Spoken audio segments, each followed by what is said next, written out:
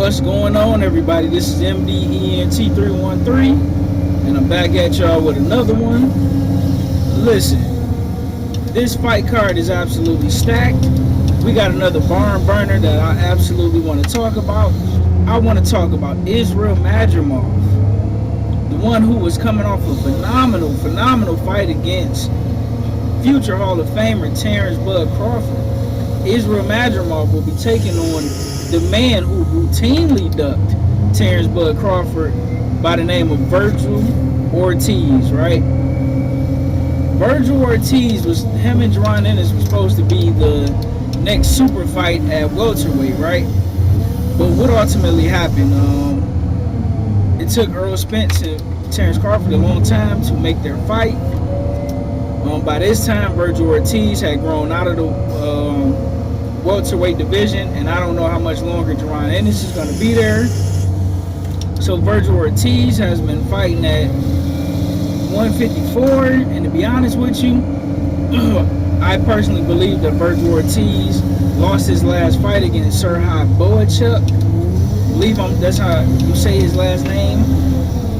Serhii Boachuk, if I'm not mistaken, I believe he dropped Vergil Ortiz twice. I thought he was outboxing Vergil Ortiz, but again, Vergil Ortiz, being a bigger name, you know, he kept the fight competitive as he could. But Serhii Boachuk was awarded the decision, and I vehemently disagree with it. But listen, in boxing, you know how these things go. He was the bigger name. He's the one with the higher ceiling when it comes to potential revenue that a promoter and a network could make.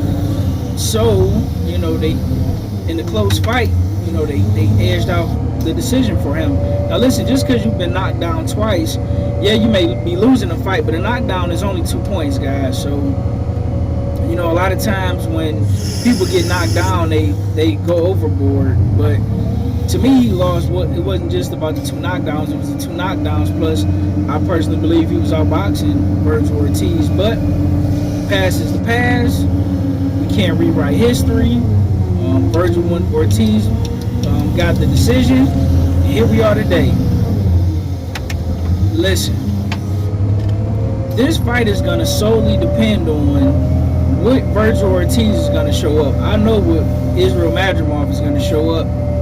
The extremely patient counterpuncher, guy that's physically strong, big, don't throw a lot of punches. He's not extremely active, but he's very accurate when he decides to throw punches. He does a lot of subtle things in the ring very well. He strategically is always in a position to hit you while keeping a tight defense, very defensively sound. He has a lot of amateur experience, as we've seen in the fight with Terrence Crawford. He's very patient and very smart.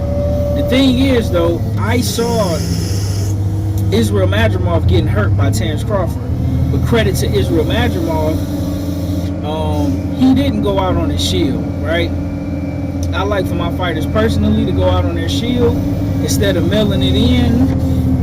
Do what you can, do whatever you can to win the fight. Listen, you don't know when the next big opportunity you're going to get, so you got to do what you got to do to seize the moment, right? Lose yourself, like Eminem said. Lose yourself in the music the moment you own it. You better not let it go. You only get one shot. Do not miss your chance to blow. And listen, Israil Madrimov, excuse me for butchering the legendary Eminem, but Israil Madrimov is going to be extremely defensively sound. He's going to be sharp. He's going to be accurate. He got some stank on the punches. But if he gets down on the scorecard, I don't know if he's going to turn into an aggressive fighter. Is he going to push it to the limit? Say if Vergil Ortiz come out and get a fast start and goes up a couple rounds, do Israil Madrimov have the ability to switch up his game plan and then become the aggressor as opposed to the counterpuncher, right? Because see, listen, when the rounds are close and when the rounds are even, or even if you up, it's easier to be a counterpuncher, right? because it's back and forth action, and there's no decisive winner. You know, there's no decisive lead man of the fight, if you will, right? But say for an example, if Vergil Ortiz, he was to come out fast, active, letting his hands go, being aggressive,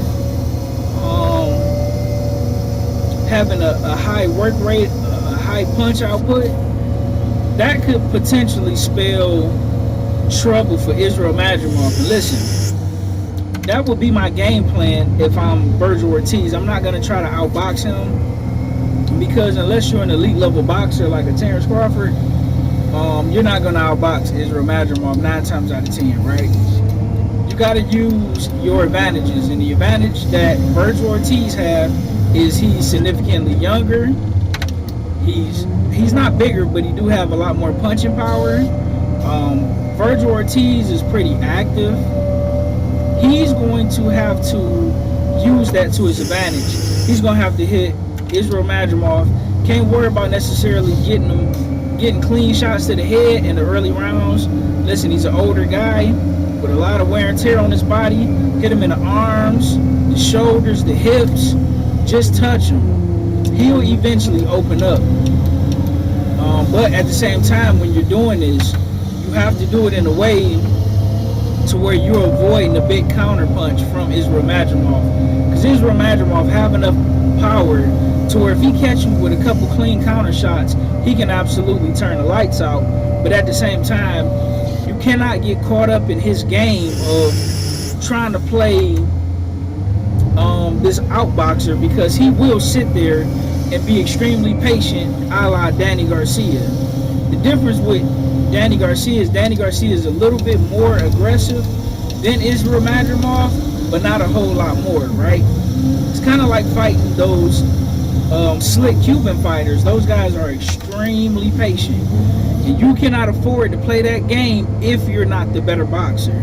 If you're not the better boxer, they're going to walk you into shots. They're gonna be great sharpshooters, catch you clean. They won't catch you a whole lot, but they will catch you clean, and they will do enough to win the rounds because you're not being active.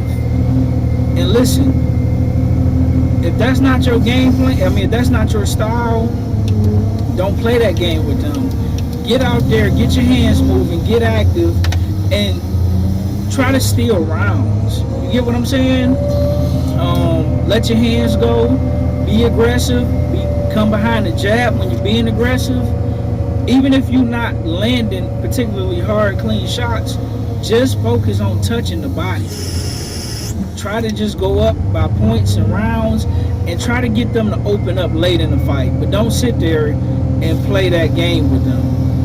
Because if you mess around and play that game, you can lose on the scorecard if you're not active enough and you're not throwing punches, and you're not as accurate with your punches as they are. Israil Madrimov is a sharpshooter. He's deadly accurate, as we saw in the Terrence Crawford fight. And if he can hit Terrence Crawford, he for damn sure can hit Vergil Ortiz. And I don't think Vergil Ortiz is as physically strong, and I don't think he has a better chin than Terrence Crawford. I'm picking Israil Madrimov. I'm rooting for it. Let me say this. I'm rooting for Vergil Ortiz, but I'm picking Israil Madrimov. My boxing mind is telling me to pick Israil Madrimov, 10th round knockout and a barn burner. I'm looking forward to this fight. Let me know who you guys got winning the fight, how you see it playing out, and don't forget to like, share, and subscribe for all things sports, entertainment, TV shows, movie reviews. We got all that here. Hit the like button. I'll see you guys on the next one. I'm out. Peace.